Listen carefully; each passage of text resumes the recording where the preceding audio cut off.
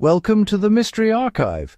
This is the home of forgotten stories, unexplained events, and, well, the strangest anomalies history left behind.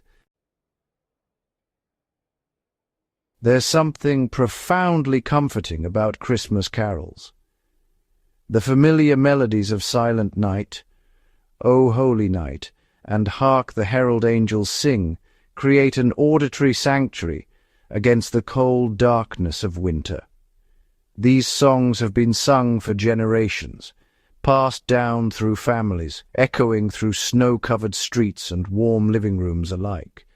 They represent continuity, tradition, and, the promise that some things remain constant, even as the world changes around us. The sound of carolers approaching your door on Christmas Eve carries with it centuries of shared human experience, the collective memory of countless families gathering, celebrating, and finding solace in ritual and togetherness. But what happens when that soundtrack of comfort becomes the last thing someone hears before vanishing into an inexplicable void? What if those familiar melodies, meant to unite communities and celebrate life, instead mark the moment when someone steps out of our reality entirely? This is the unsettling paradox at the heart of Christmas Eve disappearances, cases where the most anticipated night of the year, surrounded by witnesses and wrapped in festive joy, becomes the stage for vanishings that defy explanation. The carols continue, the candles flicker, the snow falls softly, and someone is simply gone. No struggle, no warning, no trace. Just an empty chair where a loved one sat moments before, and the haunting echo of carols that suddenly sound less like celebration and more like a funeral dirge. The Morrison family's Christmas Eve gathering in 1978 began like countless others across the country. Their modest home in rural Vermont was filled with the warmth of a crackling fireplace, the scent of cinnamon and pine, and the sound of family voices joining together in song. 23-year-old Sarah Morrison had been leading the caroling, her clear soprano voice carrying the melody of God Rest Ye Merry Gentlemen, while her parents, siblings, and their children joined in. According to every witness present that evening, Sarah excused herself after finishing the carol, mentioning she needed to retrieve her grandmother's songbook from the upstairs bedroom. The conversation continued, another carol began, and someone noted that Sarah had been gone for several minutes. Her brother went to check on her. The upstairs bedroom was empty. The songbook lay untouched on the nightstand. Sarah's coat remained hanging by the front door, her boots still wet from earlier that evening when she'd helped the children build a snowman. The temperature outside had dropped to 15 degrees Fahrenheit. Every window was locked from the inside. The fresh snow surrounding the house showed no footprints beyond those already accounted for from earlier in the evening. Sarah Morrison had simply ceased to exist somewhere between the bottom of the staircase and the second floor of her family home, in a house full of people, on the most celebrated night of the year. The family's initial reaction was confusion rather than panic. She must be somewhere in the house, perhaps in the attic or the basement. But as the search expanded and the minutes turned to hours, confusion transformed into a surreal nightmare. How does someone vanish from a locked house, from the middle of a family gathering, without anyone seeing or hearing anything unusual? The local police arrived expecting a simple misunderstanding or perhaps a medical emergency. Instead, they encountered something that violated every principle of logical investigation. There was no crime scene because there was no evidence of a crime. There was no accident scene because there was no evidence of an accident. There was simply an absence where a person had been as clean and complete as if Sarah Morrison had been edited out of reality itself. The Morrison case would have remained an isolated tragedy, relegated to the category of unsolved missing persons cases that haunt every police department, if not for the disturbing pattern that emerged over the following decades. In 1985, 41-year-old Thomas Brennan disappeared from his sister's home in Massachusetts during a Christmas Eve celebration.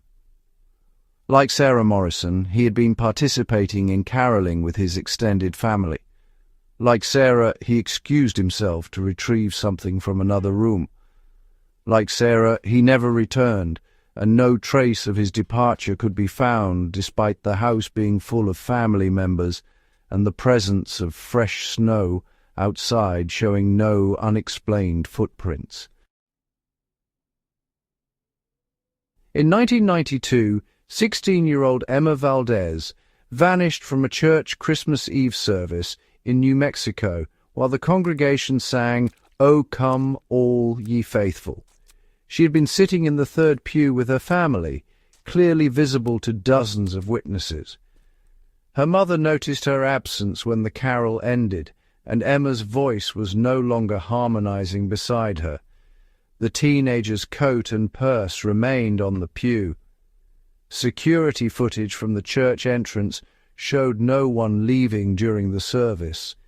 Emma Valdez had somehow disappeared from a locked church, surrounded by over 100 people, during a 4-minute hymn. The recurring elements across these cases create a pattern too specific to ignore, yet too bizarre to explain. Each disappearance occurred on Christmas Eve during active caroling or immediately adjacent to it. Each victim was in a secure location, surrounded by multiple witnesses. Each vanishing left behind no physical evidence, no signs of struggle, no indication of voluntary departure. The victims ranged in age, gender, and geographic location, eliminating any obvious profile that might suggest a serial predator. Yet the Christmas Eve timing and the presence of carols remained constant, linking these cases through something more than mere coincidence. Investigators proposed numerous theories, each more unsatisfying than the last. Foul play seemed impossible given the circumstances. How could an abductor enter and exit secured locations, overcome victims without struggle, and leave no forensic evidence in multiple unrelated cases across different states and decades? Voluntary disappearance seemed equally implausible.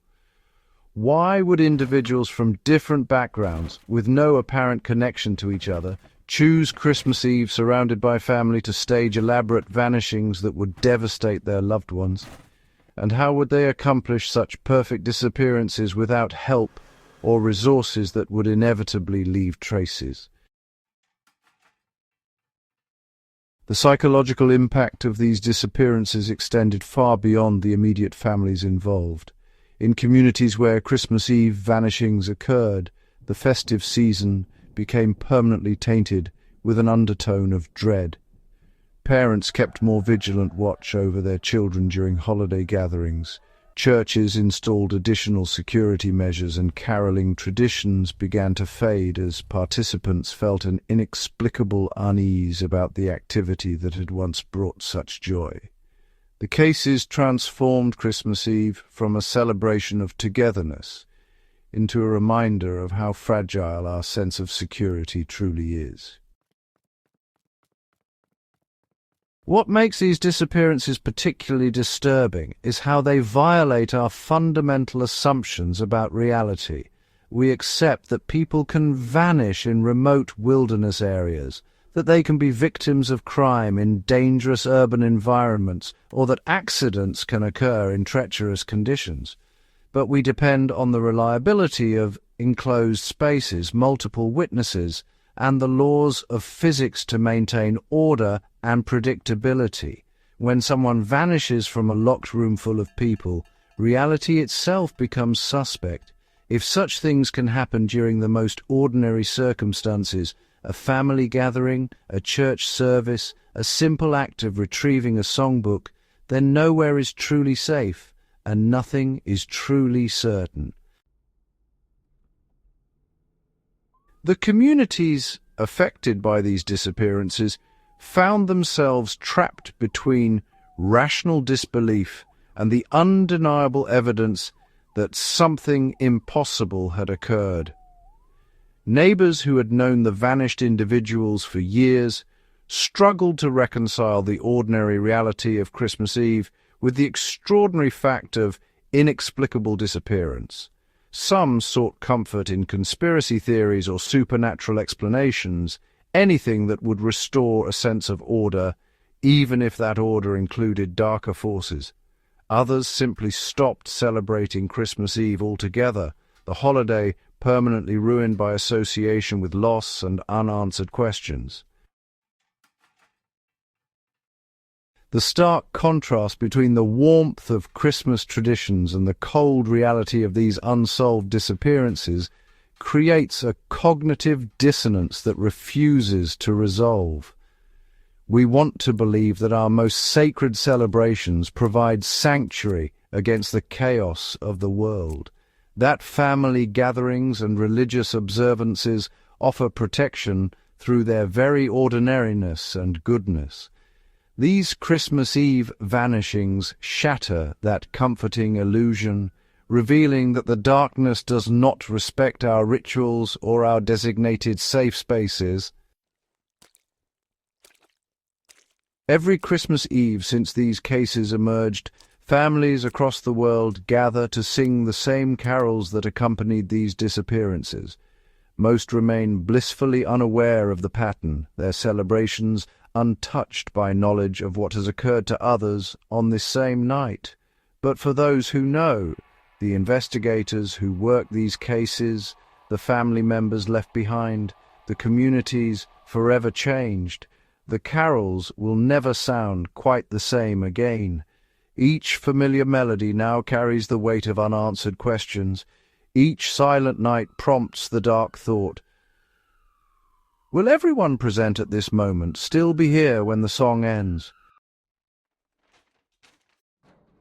The Morrison, Brennan and Valdez cases remain officially unsolved, filed away in the cold case archives of their respective jurisdictions.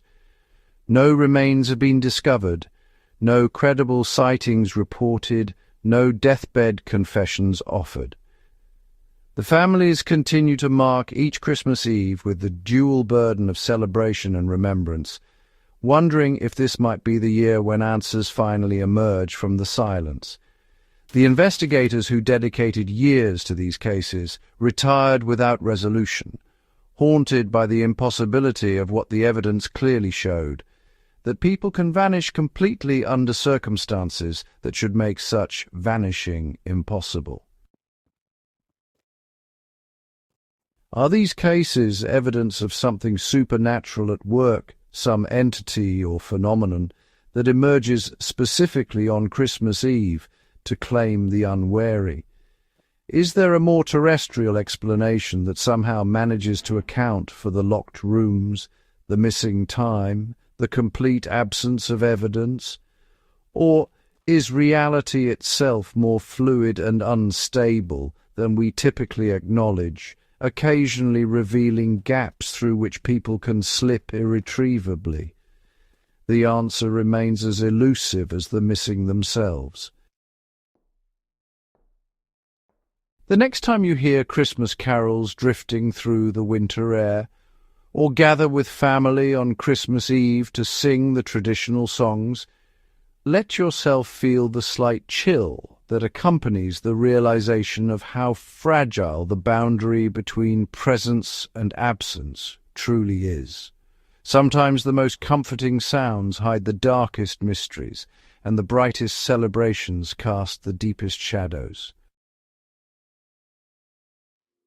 If these unsolved mysteries intrigue you, if you find yourself drawn to the questions that refuse comfortable answers, subscribe to The Mystery Archive. We're building a community of fellow truth seekers who understand that the strangest stories are often the ones we haven't fully explained yet, Share this investigation with anyone who appreciates the unsettling intersection of the familiar and the inexplicable. Together, we'll keep asking the questions that others prefer to ignore, and perhaps one day we'll find the answers that have eluded us for so long.